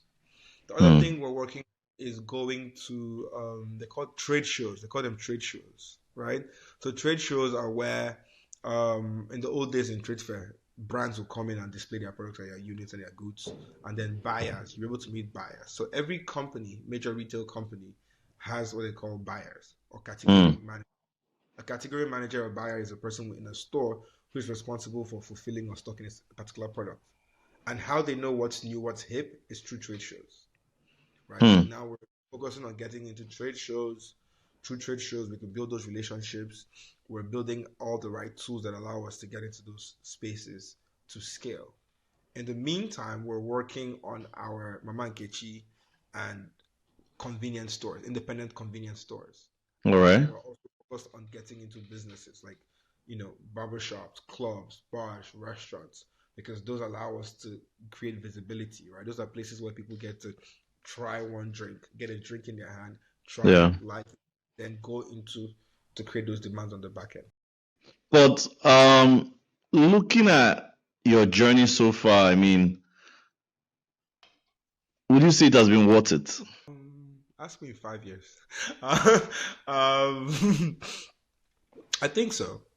I think, you know, finding out that the reason why I was being flogged, the reason why I was being suspended, expelled, the reason why I finished the 2-2 was not my fault, but because I had a learning disability called dyslexia at age 20, 25, 26, which I probably wouldn't have figured out if I didn't go to England, go to Kent at the time that I did, makes, and then that changes everything, right? You go from feeling dumb and feeling inadequate to the lights coming on and then realizing that you just wired differently, understanding why you read like Richard Branson's book, Losing My Virginity as a kid, and you can resonate so much with his story, right? Hmm. Because Richard Branson is dyslexic, right? But I didn't know, right? Or like, what's that doctor's name we all talked about growing up? The neurological doctor, what's his name? Ben Carson. Give the Ben hands, Carson, yeah. right? Yeah. Or reading like a Ben Carson book as a child, and you just find so much inspiration. Or the story about Joseph and why he was just different from his siblings. It makes it worth it, right? It makes it worth it to walk away from almost $250,000 a year in salary to go build something, to be in a position where you could you walk outside on the streets, or you're in a store and people are trying your drink, and you're like, and you're doing maybe a tasting, and people are trying the drink and they're asking you, do you work for the company? And you say no, you own it, and you see their eyes light up. You see this young black boy or this black person or Hispanic person, and you just see their eyes light up like, Hmm. wow. You know, I believe it's the kind of feeling. Maybe I don't know. I'm not saying that I'm a LeBron James or a superhero. I guess it's the kind of feelings like these athletes have when you hear when people say, "I did this because you're inspired." You know, Hmm. I think for the longest time, our path to wealth as people of color, of Africans, have always been one where you're doctor, lawyer, engineer, oil and gas, you're maybe an athlete per se. We don't have too many founders. We don't have too Hmm. many people who have embarked on, even take Nigeria for example right now, right? I think one of the big crazes back home now is agriculture, right? There's a huge push now in agriculture. A lot of young people are going to agri-king, whether it's cultivating, or even raw materials. But for what? For export, right? Hmm. Not a lot of processing. Not a lot of processing.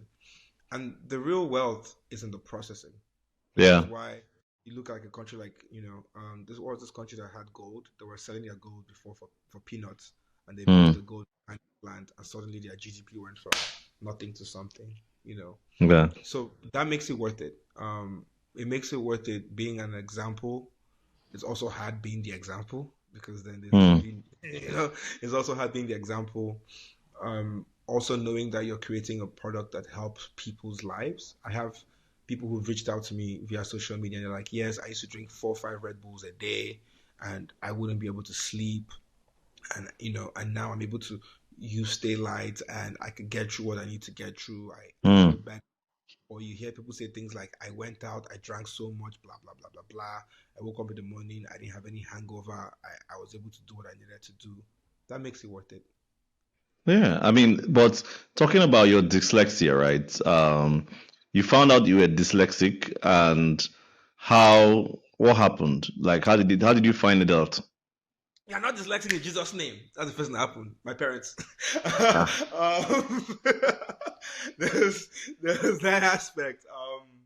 So I went to Kent for my master's, and I was in school in Kent. We would, master's the classes are smaller, so I think we're like 25 in our class, and we do a lot of group case studies.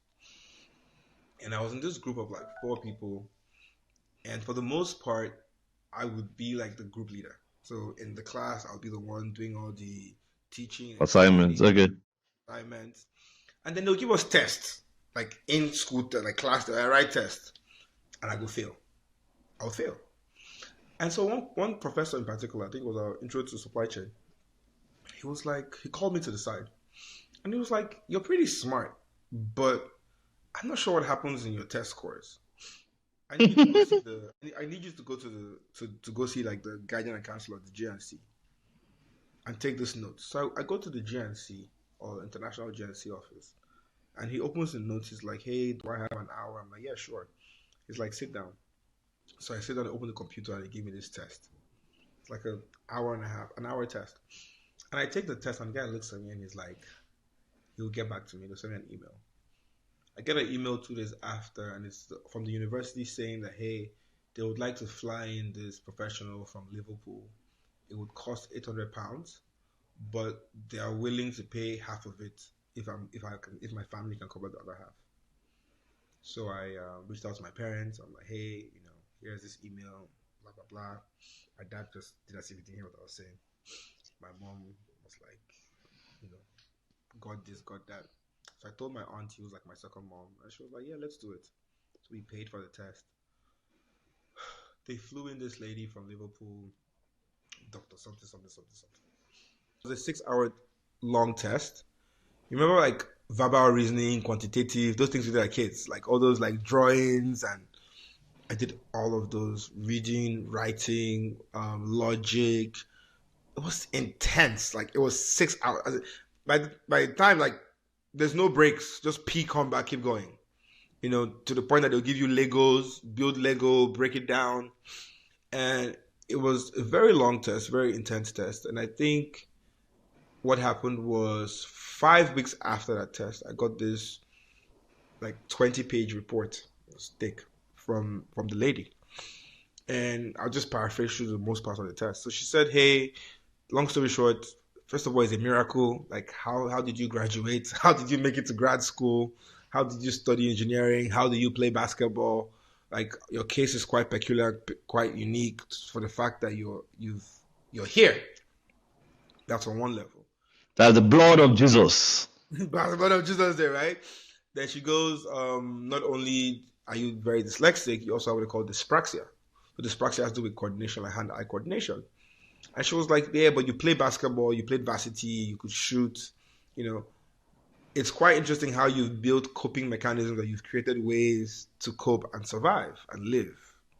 So it got me to thinking to like me growing up, how I couldn't spell, writing was poor.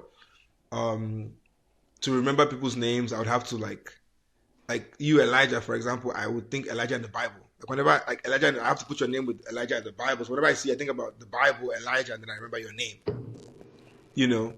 And that's how I was able to survive. And then they were like, yeah, at this time things like Grammarly hadn't even started. So this was just like when tools like Grammarly were just coming up, like tools you could use to help with writing, with tech tools to help you be better. which is coming up. Mm. And long story short, they gave me the diagnosis. It changed my life. It made everything make sense. All the hours of beating that I chopped as a child, I realized that it was not my fault. All the extra lesson teachers that I had, even in university and college, it made sense. I then invested the next couple years in learning how to learn, on learning how not to learn and learning how to learn. But what that did was I realized that I have what they call spatial reasoning. So people who have dyslexia, it manifests in different ways. Like I mentioned, like Da Vinci had dyslexia, Einstein had dyslexia, Whoopi Goldberg, and a few other people. Some they show up as super creatives. Walt Disney had dyslexia. Some they show up as math geniuses. Some physics geniuses. And I think mine just showed up in supply chain logistics, which is why I could always like see the entire table. Mm. I'm good at seeing the entire table. Are you familiar with Gifted Stylist? Who? Gifted Stylist. No, I'm not. So Gifted Stylist is a consulting firm that was created in 2022. I'm a partner of Gifted Stylist. Gifted Stylist actually plays in Nigeria. So the period I was in Nigeria, you saw me in Nigeria, I was working with Gifted Stylist.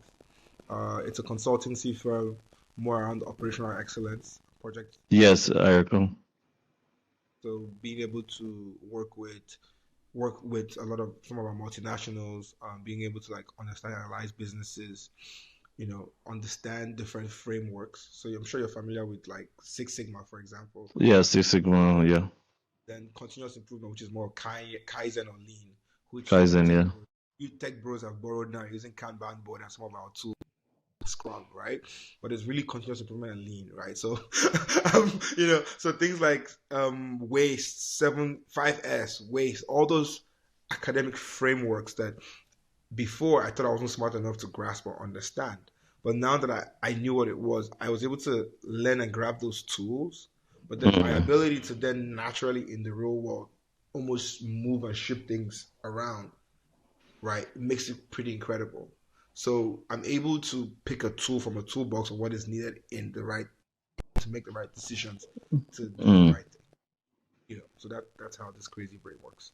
You went from being dyslexic and now you're being an author of a book. I will start with normally. Tell us about that.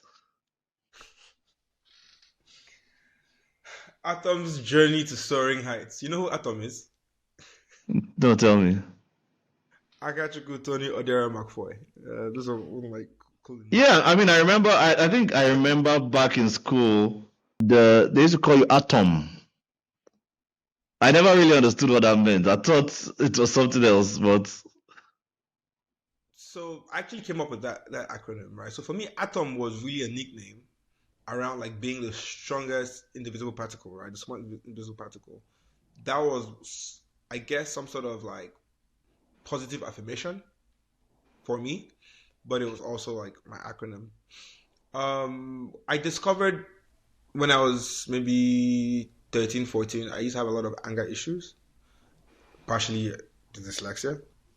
And I would get so angry, I would get into fights. I was one of those kids who would use compass to write on their skin and break things and crazy stuff. Until I was in SS1, and a friend of mine, Aisha B, she hands me this notebook. It's a Pocahontas, it's a green notebook with the Pocahontas sticker on it. And she's like, Yusef, every time you be angry, you be vexing. Write it down. Write down how you feel. And so she gave me this book, and I started writing poetry. hmm. I remember the first thing I ever wrote was, I hate you so much, you make me blush. Every time I see you, my my my blood begins to rush. Something weird like that. It's funny because I remember those first three lines. Those were the first three lines I ever wrote on a piece of paper. And so rhyming, and this obviously we're all hip hop heads. We grew up loving rap and all this. Yeah. So for me, writing rhymes or poetry then became a form of escape. The reasons why I would get really angry, the reasons why I would get frustrated as a kid, as a teenager, were because I couldn't express myself. I couldn't express myself how I was feeling articulately, one. Number two, I felt inadequate because of obviously failing in school, this and that and the other thing. And those things together would rile up a teenager. And Yeah. so, why do most people then go out becoming quote unquote bad boys and bad girls and doing bad gangs? Is because they don't fit into society. Mm. So I use this medium for parents who have young kids. I believe if you find your child is different, it might not necessarily be their fault. The child might not be lazy. The child might not be dumb. They might just have a different way of learning. And with Mm. everything we have, the access we have now to the internet, take some time to read on. And you as an adult too, you might find yourself as an adult who thought you were not smart and things like that. You might just be different, and difference is not a bad thing. And so I started writing, and I kept on writing through to university. And in second year when I went for SciWest, I opened up a blog called odmcfoy.com then. And so I started transferring all those poems. I started writing blog poems. So I was the poet. I was the poet guy that played basketball and was whatever. And by the time I graduated, gone to the UK, was now in America, the pandemic happened. Right, the pandemic happened. I think it was 1920. And when the pandemic happened, I felt I was in a position. I think I was turning 30. I felt that my story was quite interesting. I felt like I had a lot to share. My journey was quite unique. All the things I kind of said. And I also felt that it was time to share Joseph with the world. Yes, share Joseph with the world. In my mind, I haven't known what really happened to Joseph. Yes, there's Yeah, I what the mean, being Bible your tells avatar and us, all. right? There's what the Bible tells us, but I have my own like day-to-day play of what's really going, what really happened. So the book I would begin with normally is part poetry, part autobiography, part prose, part scriptural. So I took the story of Joseph. I expanded on the story in my perspective, taking some poetic license to detail what happened to him. At every stage or point in my life, those poems really were like the soundtrack to what really happened to me. Whether I was losing someone, whether I was being heartbroken, whether I was NSAS happening, whether I was Mm. George Floyd's mother, whether I was losing a grandfather, whether I was, an ex-girlfriend getting married, like things that happened that shook or shaped my emotions and feelings, right? I would write them down. And so the book has poetry in between each story, and the poems link the story of Joseph with the story of my life. Mm. So it's interesting that as you read the book, it's like you're reading a storybook about this kid born in Enugu, blah blah blah blah blah. Some names changed to protect people, and then you flip the chapter. There's like poetry, and then you flip it. You're in Nineveh, or you're down in Israel, or you're talking to Joseph and his family and his friends and things like that. So that's what the Mm. book is. The book is, and then I try to introduce the concept of dyslexia as well, because there were times when I would read wrong. So you might be reading and you're like, wait, this doesn't make any sense. You might be looking at the page and it feels funny. And that's how we see the world. That's literally how we see letters. Because sometimes I want to write 6 and I write 9, right? Sometimes I'm reading, I could swear to you that I wrote THE and I wrote THES because our brains muggle numbers on words. So, it's my gift to the world. It's my opportunity to share. And hopefully, the same way I read Gifted Hands, Losing My Virginity, and those books inspired me as a kid and gave me hope when no one else understood what I was doing. I really hope that, some kid somewhere, some adult gets to read the book and find something that just, helps lift their spirit as well. Hmm. Thank you so much, Odera. I mean, I think it's been a very, very interesting episode. Okay, yeah. I mean, where can people get this book from? Currently, it's on Amazon, Barnes and Nobles, and I think 20 other marketplaces online. I'm working to find a printer in Nigeria. So please, if you guys have someone you work with, I'm sure Roving Heights will love it. that would be great. Yeah. All right. Thank you so much, Odera. I mean, but let's say 5 years from now, I think to round up this episode, I would like you to write for me the newspaper feature on Staylight 5 years. 5 years from now, Staylight will be in 5 countries. We will be hosting some of the largest music festivals globally. We will have sold annually an average of 20 to 25 million cans. Whoosh. 20 to 25 million cans annually. We would have made approximately 50 people multimillionaires, our investors. And we will be having the conversations of, is this the right time to be acquired, or do we want to go 5 more years? What will be your valuation? Our valuation for 10-year is, if we just go as we are, no ginger, we're just playing around, will be $2.7 billion. If we put in the efforts and we're like rolling half, about 5.6. The goal, the dream, the stretch is 10 billion. 10 billion. MB. That's the mama I made it. We hope to have 50% market share in Africa. Our goal is to own 7% of the market here in the US, 3% of the UK, 1% of MENA, 1% of Asia. That's the goal. We intend to create other beverages beyond the electrolyte beverage. We will get in the kids space, in the family kids space. We intend to create, we will get into the alc space as well. We will get into the non-alc, so the THC space. We will also become a product company, so fitness, lifestyle, beyond beverages. Staylight really is our ethos is to unlimit life and to help people to build a lifestyle that disregards limitations and defy odds. Through Staylight, we will educate.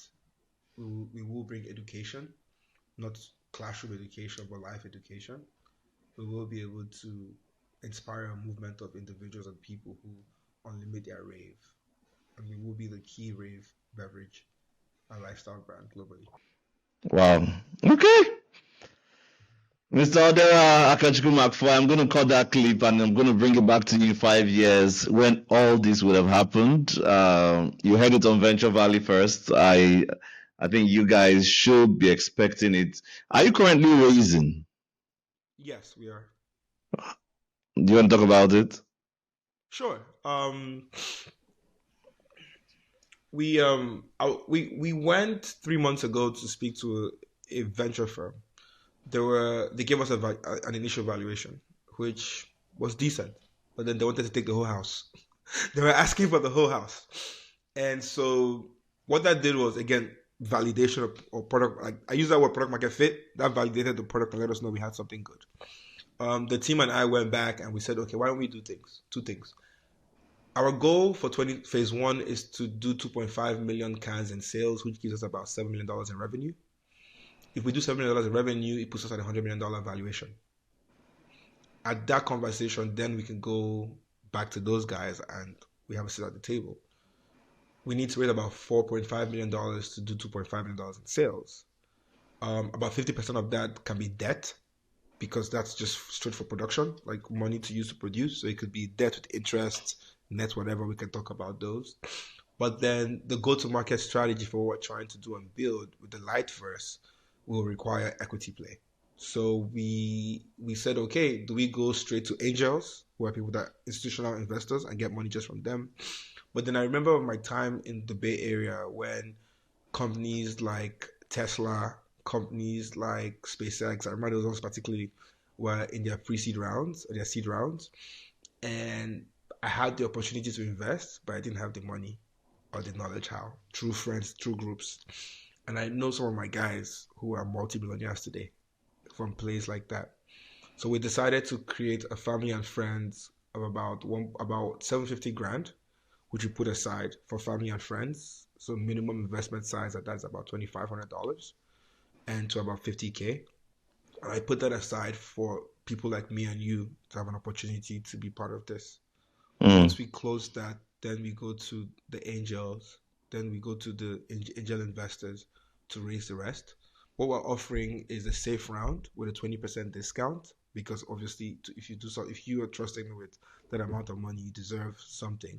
So we're offering a 20% discount on that note. Once we close that round and we get past we hit our phase 1 goal, then we go back to the market, and then they give us a valuation at that point in time based off of what we've done. And then that's when it converts, the note converts, and you get what you get with the discount. So yeah, that's the conversation. As at today, we started having conversations. We officially hit the market. Uh, the 27th of July is when we officially start. Excuse me.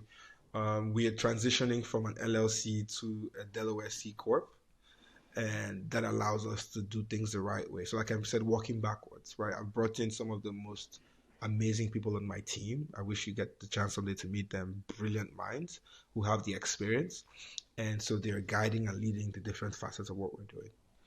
Staylight isn't just a drink, but I call the drink a conversation starter because once you have a drink, the drink comes into your home. What's in your home? Otilo, it's too late. We're actually getting into the music space. We are dropping our first single in the 1st of August. We're going in the rave culture. I'll send you. Actually, you know what? Actually, we'll send you. Can you play music here? Yeah, sure. I mean, not right now, like in the editing. So I can send you.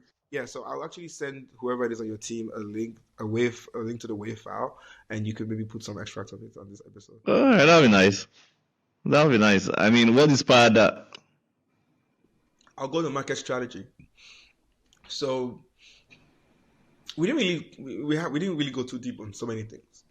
If you think about cost per acquisition, on average you spend about $7 to $10 to acquire a customer. How? You do ads. You could do ads, you could do billboards, whatever you're doing. That's a lot of money. One of the brands I really enjoy is Apple. Apple has created an ecosystem where if you have an iPhone, chances are you have a MacBook, chances are you have the AirPod, chances are you get an iPod.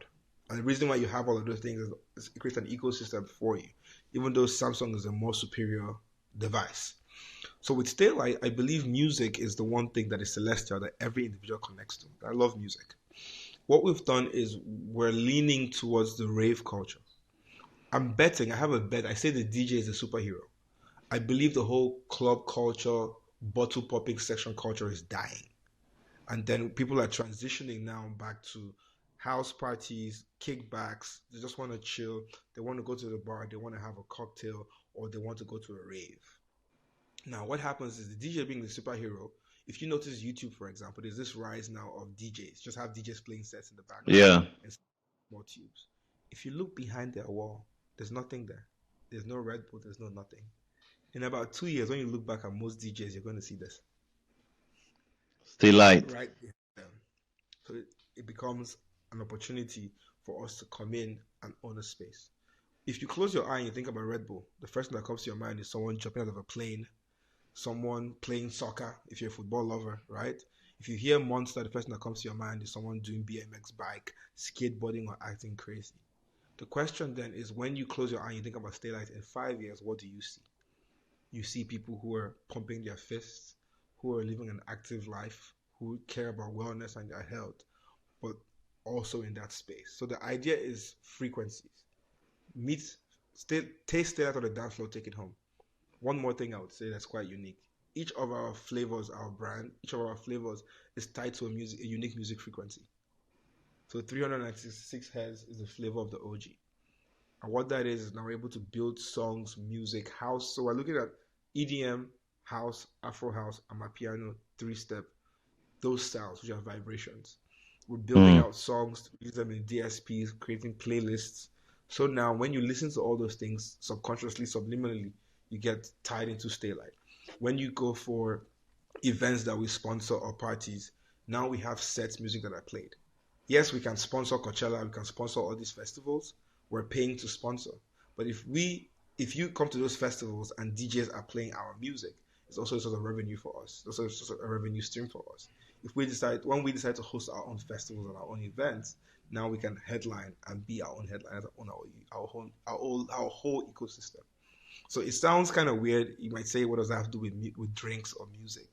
But that then is how we build our ecosystem, and then we can tie in products, we can tie in merch, we can tie in technology, we can tie in AR, VR glasses, you can tie in so many things at that point in time because everyone loves music. Throughout this interview, something that really stood out to me was your ability to speak with numbers in specifics.